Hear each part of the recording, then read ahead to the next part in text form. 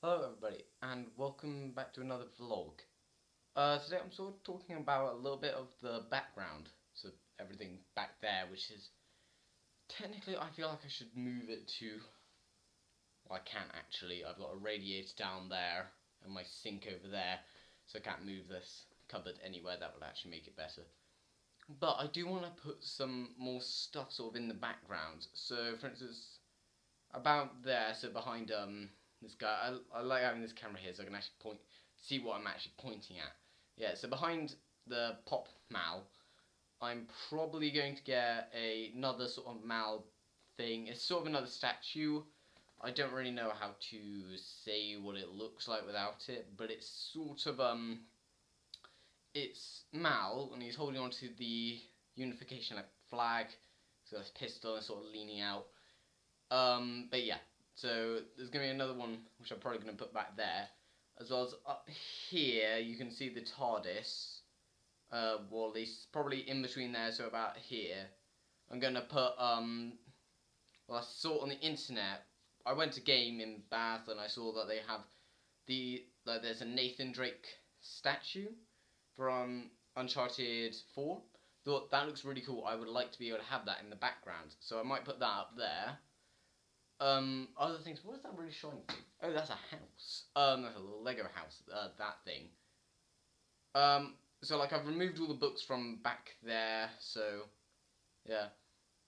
But I'm gonna do a ton of moving around and trying to clear up that space there for other things. Like I've looked on the computer there. So a couple of other ones like there are a Halo one and things like that. But you would have to buy Halo 5 from what I've seen. I can't find it just by itself. So I may end up having to buy the entire thing, which I don't really want to do. I don't want to buy like the entire set of, the game and all of that, because I won't be able to play it. I don't have an Xbox One. I love Halo. I would like to have Halo 5 or Halo 6, but I can't play it because, yeah, Xbox exclusive. There were a couple of other ones, like there was a Aiden Pierce one, which if not, we'll end up just going. Like, I suppose there's a clear space up there. You can see the box which I got Mal from. So there. So I could clear a bit of space there and put like an Aiden Pierce one because I've finished playing Watch Dogs, the first one, because I don't like the second one. Never played it, but I don't actually like the look of it. That sounds really weird. I don't like the look of it. Sort of the characters, I don't really see a motive, a story too much. Aiden Pierce had a very clear story, revenge, it's not something I can relate to, but it is something that I can just understand.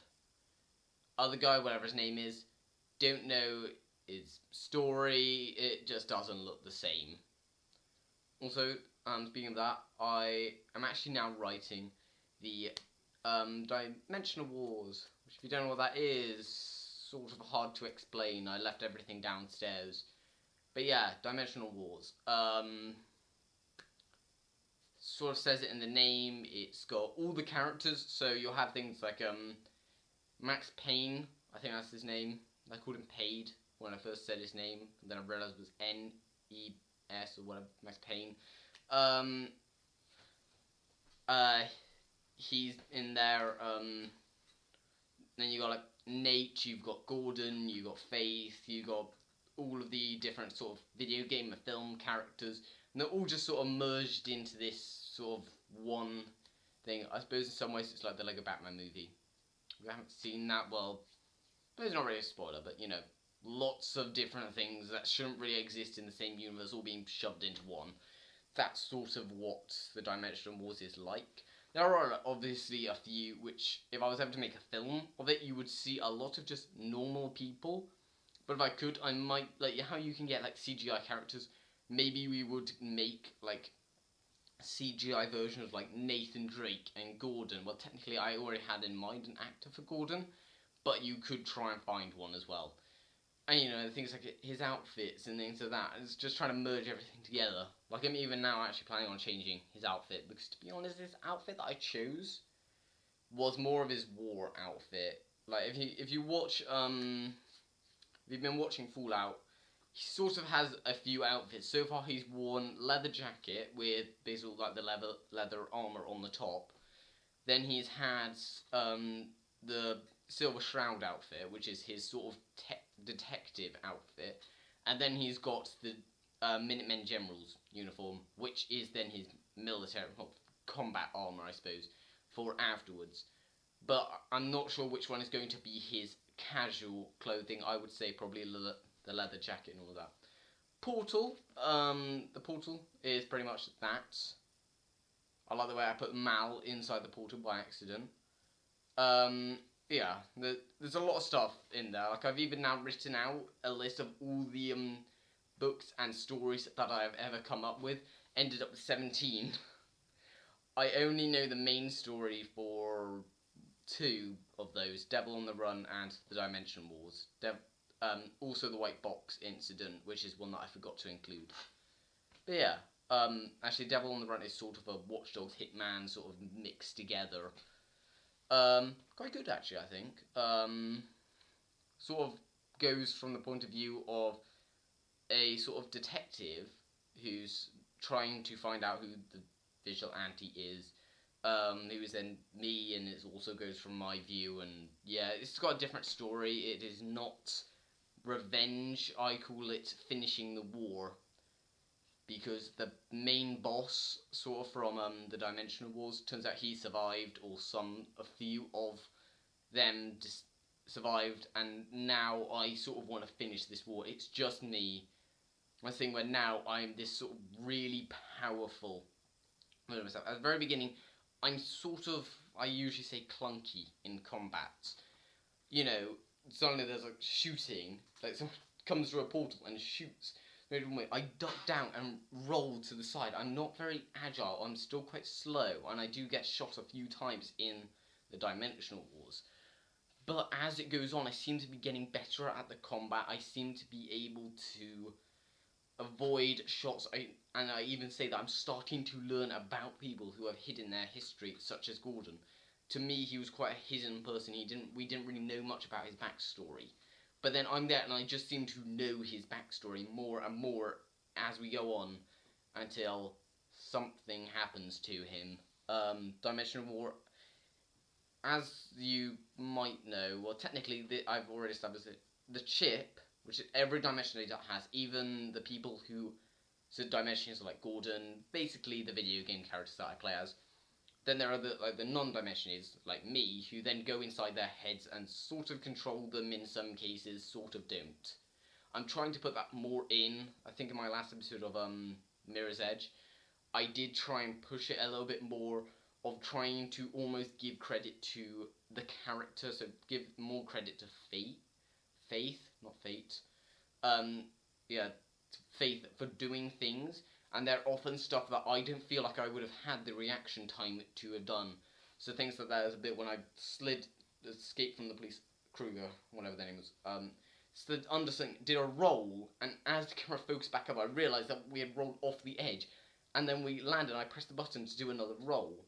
I didn't say this, but I thought I did. But I thought at that point I had given credit to Faith. So it's things like that where I want to sort of start giving credit to some of the characters for certain things. Games which actually have cutscenes where they do stuff, I suppose that's a little bit easier. You know, I'm not controlling them. This is what they do. Most of also the character's speech. Things like Gordon, he has the 4 things that go into his head.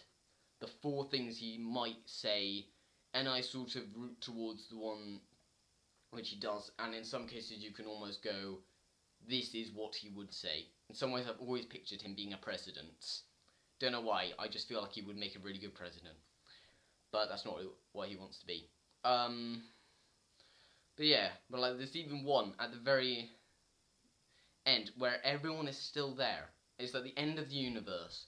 It's like a short story of just everyone at the end of the universe. Hang on, I'm filming. Yeah, should have told everyone before I started. But yeah, so dinner. I can hear them downstairs. My room isn't very noise cancelling. Anyway, so yeah. But yeah, so basically someone finds a way to kill the Dimension is they find a way to stop the chip from healing. One person is shot in the actual attack where people do get hurt. One person is killed. We leave them behind because we assume, oh yeah, they're going to get up in a minute or so. So we just leave. The other person actually shot. They come to us, obviously, like 2 minutes later, saying it hasn't healed. We look at it. The chip is still healing them, but they're not healing at the normal speed. So they're not healing almost instantly like you would usually get, but they're not healing at a normal speed either. They're sort of an in between, and then we sort of realize, hang on, wait, one guy was killed in this. We go back, yeah, he's dead. He's not getting back up. Who that will be, we're not sure yet, but, well, I'm not sure yet. I'm the only person writing this thing. So I'm not sure who that will be yet, and I am going to have to write that at some point, but, you know. So, yeah. But it is sort of meant to be a problem, you know, my character sort of losing emotions and then sort of becoming better in combat. And at the point of Devil in the Run, I am brilliant. I know, at the very end of the Dimensional Wars, it has a point where I am trying to walk out into public, and I can't, because everyone that I see, everyone who is near me, I know everything about them. I know everything in that area. I know exactly what they're going to do in 10 years' time. I know exactly what has happened to them. I know everything. And it's this thing where I just can't cope with that at the start, but I am getting better. So I'm spending a lot of time alone. And then, yeah.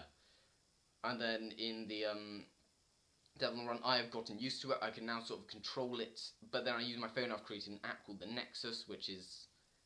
don't remember exactly what it is, but it used to be the name for Watch Dogs until they changed it to Watch Dogs. And I think it's like a signal or something in between a signal. So you have like I always use the CTOS as an example because I haven't bothered to come up with one yet. But technically, like CTOS, the person, so there's the beginning of the signal, and then whatever that's connected to, and then the hacker in between is called, and that's a Nexus, I think. So I'm using my phone to get everything, but I don't need personal information because I know everything about a person. Only if I want to show someone that, then I can use that. But I can go into cameras. And in combat, I know what everyone's going to do. I can go up against anyone because I know their weak spots. And not only that, I have powers. I had them at the start. I just had sort of forgotten them. But I can just simply just go, okay, right, there's a load of enemies. Poof, gone. That's it. I don't need to fight them. I can just want them gone, and I can just literally have them disintegrated. I don't need to do anything. I can turn them into something else. I could turn them into a table. That would obviously kill them. They wouldn't be alive, and then that's it. But so I can't win because I don't know where they are. I sort of need to know where they are to do it, and yes, but I obviously need to be able to see someone to know where they're going to go. So I thought the person was dead, and and it's also got a lot in the Dimension Wars of me losing things that I used to have, such as my shotgun, which I even have in that point. We're in the fight, I shoot twice, it kills 2 people, point and shoot the other again, pull the trigger, and the gun just clicks.